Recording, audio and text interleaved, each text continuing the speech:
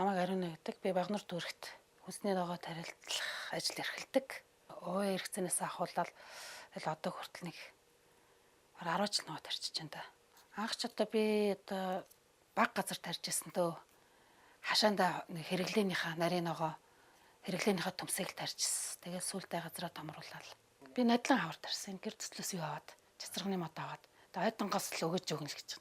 Хашаагаар дөрөв ургадаг гэсэн ингээл манай нөхөр тэгт яг ургал ургасан тэ хоёлаад нүүлгээ суудгаад байна. Тэгээд ногоотойгоо харьцдаг нэг амьд гэдэг утгаар харьцдаг байхгүй хамгийн гол нь өө чи яатсан минь өө чи ингэсэн минь за би чамайг жоох ингээ янздаатгах гээл манал тэгэл хучил тэгэл гоё штт.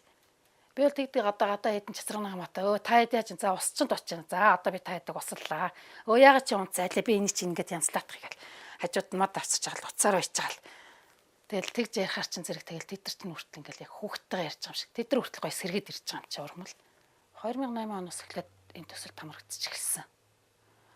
Тэгээд 2008 оны 4 сард анх би 250 мянгаар зээл хийж аваад сургалтанд суугаад дараа нь ногоогоо зараад дараа нь сая төгрөгийн зээл аваад тэгэл амьдралын маань гараа эхэлсэнтэй.